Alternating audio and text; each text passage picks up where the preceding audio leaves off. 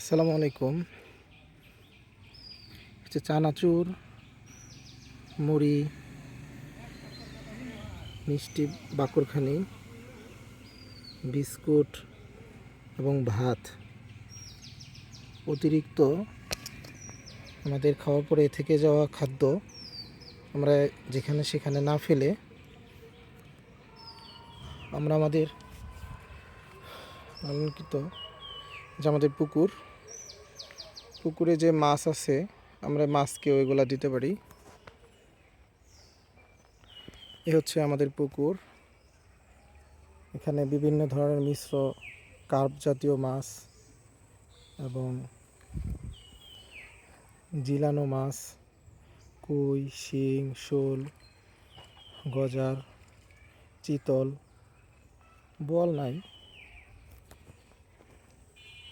এই দেখেন কচ্ছপ,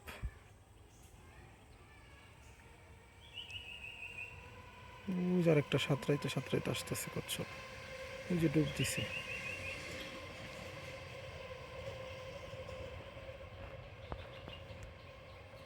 এই হচ্ছে আমাদের পুকুর। এটা এবার নতুন করে পার বাঁধানো হয়েছে। যাক আলহামদুলিল্লাহ। আমরা এখন এই পুকুরে আমাদের এই খাবারটা দিয়ে দেব, অতিরিক্ত খাবারটা দিয়ে দেব। আপনারা সাথেই থাকবেন।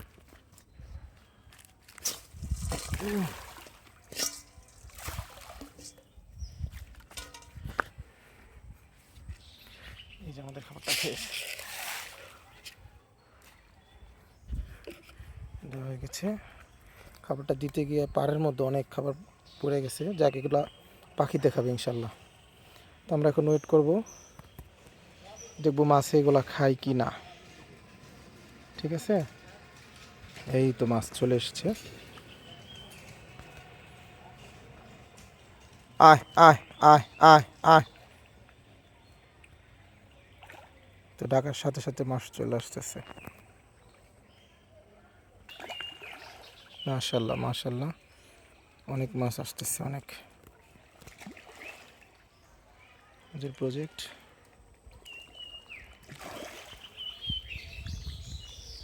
আমি বলতে পারি আমার লাইফে ব্যবসার ক্ষেত্রে আমি আমার মাছ চাষ দিয়ে শুরু করছিলাম, আমার যতদূর মনে পড়ে।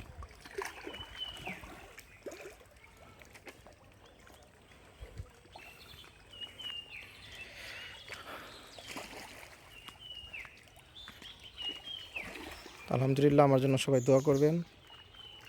আপনারা ওইভাবে খাবার দিতে পারেন।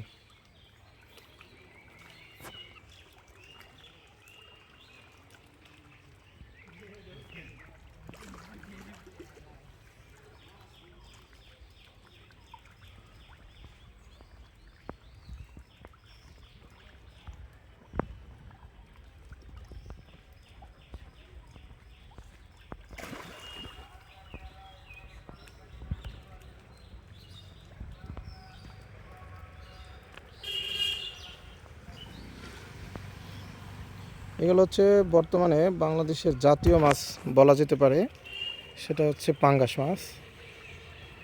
এখানে পাঙ্গাস মাছ আছে, জিলা মাছের কথা তো বললামই, তারপরে রুই, কাতলা, চিতল, হ্যাঁ চিতল আছে, 3টার মতো চিতল আছে, বাকিগুলো ধরা হয়েছে। সরপুঁটি, তারপরে হচ্ছে বাটা মাছ, বিশেষ করে মৌলঙ্গি মাছ আছে প্রচুর পরিমাণে।